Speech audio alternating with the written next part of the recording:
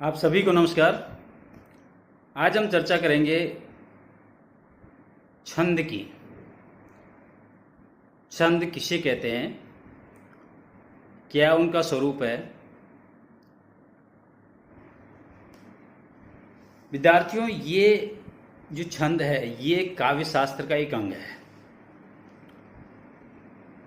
काव्य शास्त्र के नियम के अनुसार जिस रचना में मात्रा, वर्ण, विराम गति का विचार रखकर शब्द योजना की जाती है उसे छंद या पद कहते हैं। तीन चीज इसके अंदर मुख्य रूप से आती हैं: मात्रा, वर्ण और विराम गति। इन तीनों चीजों को साथ में रख कर के जब शब्द योजना की जाती है उस शब्द योजना को ही हम छंद या पद कहते हैं। छंद की का जो स्वरूप है उसमें काव्य रचना में जो अक्षर होते हैं, कै ख ग ग न, इनको कहते हैं अक्षर। अक्षरों की गिनती या मात्रा की गिनती से छंदों का स्वरूप निर्मित होता है। दो चीज होगी, एक तो अक्षरों की गिनती और एक मात्राओं की गिनती। अक्षर क ख ग ग न, वर्णमाला के जो अक्षर होते हैं, और मात्राएं बारखड़ी आपने पढ़ी होगी, कै का की कू के कई को कऊ कंक। तो इनके साथ में जो मात्राएं लगी हुई है, का की कू के कई, ये जो मात्राएं लगी हुई हैं, तो अक्षरों की गिनती और मात्राओं की गिनती, इन दोनों को मिलाकर के छंदों का स्वरूप निश्चित किया जाता है। अब छंद रचना में अक्षर दो प्रकार के होते हैं। एक तो अक्षर होता है एक मात्रा का, और एक मात्रा वाले अक्षर को हम लघु कहते हैं। वर्णमाला के अक्षर जो मैंने बताया आपको, क ख ग घ, ये जो वर्णमाला के जो अक्षर हैं ये एक मात्रा के अक्षर हैं जो लघु कहलाते हैं। और इनका जो चिन्ह है वह खड़ी पाई है। खड़ी पाई सीधा, अगर आपको दिख रहा हो तो यहां मैंने लिखा है लघु, तो ये लघु का चिन्ह है जो सीधी खड़ी पाई के रूप में होती है। और दूसरी जो मात्रा है दीर्घ मात्रा, द्विमात्रा वाला अक्षर जिसको गुरु कहते हैं। और गुरु का चिन्ह जो होता है वो अंग्रेजी का जो अक्षर है एस, उस एस की तरह बना होता है। तो ये जो एस वाला जो चिन्ह है इसको हम गुरु कहते हैं, जो दीर्घ मात्रा को इंगित करता है। और जो खड़ी पाई का जो चिन्ह है उसको लघु मात्रा कहते हैं, जो वर्णमाला के जो अक्षर होते हैं उनको एक गिना जाता है। और जो दीर्घ या जो गुरु जो मात्राएं हैं उनको दो गिनी जाती है। यहां तक आप समझ गए होंगे कि वर्णमाला के जो अक्षर हैं वो लघु की श्रेणी में आते हैं और उनकी मात्रा को एक गिना जाता है। जबकि जो मात्राएं लगी होती हैं, जो दीर्घ मात्राएं होती हैं, उनका जो इंगित करने वाला जो चिन्ह है वो अंग्रेजी के एस जैसा होता है और उनको दो मात्राएं गिना जाता है।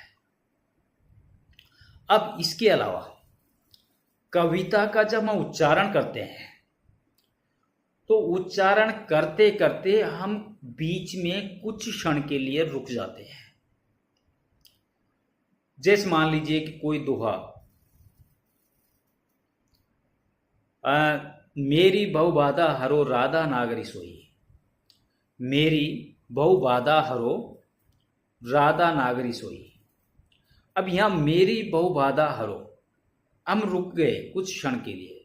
फिर दूसरा पैरा हम शुरू करते हैं राधा नागरी सोई। तो कविता के उच्चारण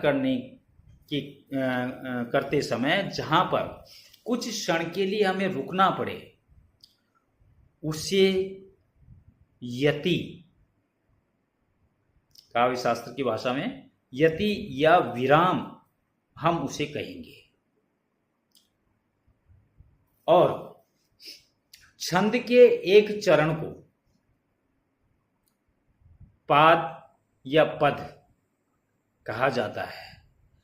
और तीन वर्णों से मिलकर के, तीन वर्णों का समूह जो होता है, उन तीन वर्णों के समूह को गण कहा जाता है। गौर कीजिएगा, ये काव्य शास्त्र, इसमें मैथमेटिक्स में जिस तरह के सवाल पूछे जाते हैं वो ट्रिक है पूरी की पूरी, और इसमें कोई फेर बदल नहीं होता है। तो तीन वर्णों का जो समूह है, वो तीन वर्णों का समूह जो मिलता है तो मिल करके उसे गण कहा जाता है। तीन वर्णों का समूह कैसे होगा? जैसे मान लो सरस, स र स, तीन वर्ण हो गए। पांचाली, तीन वर्ण हो गए। तो तीन वर्ण जब मिल जाते हैं तो उन तीन वर्णों के समूह को हम गण कहते हैं। यहां तक आप समझ गए होंगे। अब गण का परिचय हम आपको बताते हैं, इसके बारे में थोड़ा विस्तार से। तीन वर्णों के समूह में जब एक निश्चित वर्ण हो तो उसे गण कहा जाता है। वर्णों के लघु और गुरु, लघु मैंने आपको बताया जिसमें एक मात्रा होती है, गुरु जिसमें दो मात्राएं होती हैं। तो वर्णों के लघु और गुरु के विचार करने से गणों की संख्या 8 मानी गई है। और इन 8 जो गण हैं उनके नाम और लक्षण आपको याद रखने की सरलता के लिए मैं एक सूत्र आपको बताता हूं। वह सूत्र आपकी स्क्रीन पर आ चुका है, आप देख लीजिएगा, मैं बोल देता हूं। ये माता राजभान सलगम, ये माता राजभान सलगम, ये एक सूत्र है। इस सूत्र के अंदर आपके 8 गण भी हैं, उन 8 गणों के सूत्राक्षर भी हैं, उन 8 गणों की मात्राएं भी इसके अंदर शामिल है। तो ये एक सूत्र है, ये माता राजभान सलगम। आपकी स्क्रीन पर ये आ रहा है, आप देख लीजिएगा। अब इसको आप कैसे समझेंगे? सूत्र तो मैंने आपको बता दिया, ये माता राजभान सलगम। गण 8 प्रकार के हैं। इसको आप लीजिएगा, बहुत गहराई से लीजिएगा, एक एक अक्षर को पढ़िएगा। ये पहला अक्षर आ गया, ये का मतलब है कि यगण, यगण हो गया गण का नाम। ये माता में जो पहला ये। अब गण के अंदर 3 वर्ण, 3 वर्णों का समूह मिलता है। तो पहला ये से तो आपका हो गया गण, यगण। अब इसका सूत्राक्षर कैसे आप पकड़ोगे कि इसमें कौन सी लघु मात्रा होगी, कौन सी गुरु मात्रा होगी? अब 3 अक्षरों के, 3 वर्णों के समूह को आप पकड़ लीजिए इसी के अंदर, ये के साथ में। तो पहले 3 कौन से हुए? ये माता, समझ गए? शुरू के 3, पहला ये गण सूचक है, ये का मतलब यगण। अब ये माता, ये माता से मतलब ये सूत्राक्षर हो गया आपका, ये माता। अब ये मात्रा का मतलब है कि ये तो लघु मात्रा है, मां दीर्घ मात्रा है जिसको गुरु मात्रा कहेंगे, और ता भी दो मात्रा है। अब इनको मैंने आपको बताया कि लघु के लिए एक खड़ी पाई होती है और गुरु की मात्रा को दर्शाने के लिए, इंगित करने के लिए अंग्रेजी का एस जैसा बना हुआ एक अक्षर होता है। तो ये मात्रा की मात्राओं को हम दर्शाएंगे तो ये एक खड़ी पाई, मां अंग्रेजी का एस, फिर ता, फिर अंग्रेजी का एस, यानी अगला जो शब्द हमारे सामने बनेगा तीन वर्णों से मिलकर के, उसमें पहली तो मात्रा छोटी होगी और अगली दोनों मात्राएं बड़ी होंगी। तो कौन सा अक्षर बन रहा है इससे? जो तीन वर्णों का समूह भी हो, पहली मात्रा उसकी छोटी भी हो और अगली दोनों मात्राएं बड़ी हों, दीर्घ हों, गुरु हों। मैं आपको एक उदाहरण दे रहा हूं, विमाता। वी बड़ा वाला वी नहीं, छोटा वाला वी, एक मात्रा, मां दो मात्रा, ता दो मात्रा, तो लघु गुरु गुरु, ये हुआ यगण गण और इसका सूत्राक्षर हुआ ये माता। इसी तरह आप दूसरे अक्षर पर चले जाइए। दूसरा अक्षर ये के बाद में आता है मां। मां की आ की मात्रा को हटा दीजिए तो बचा है मैं। तो मैं से बनेगा मगन, ये से बन गया यगन, मैं से बन गया मगन। अब मैं जो मां है उसके साथ के आगे के दो वर्णों को और जोड़ दीजिए, तीन वर्णों का समूह चाहिए हमको। तो मां के साथ में दो वर्ण, तो माता रा, तीन हो गए, मातारा। अब ये मातारा इसका सूत्राक्षर हो गया। अब हम मात्राओं पे आते हैं। तो जब मात्राओं पे आएंगे तो मातारा, मां भी बड़ी, ता भी बड़ा और रा भी बड़ा, यानी तीनों ही गुरु दीर्घ मात्राएं हैं। तो इनसे बनने वाला जो उदाहरण हमारे सामने ऐसा होना चाहिए जिनमें तीनों वर्ण तो तीन हो लेकिन तीनों की ही मात्राएं बड़ी हों।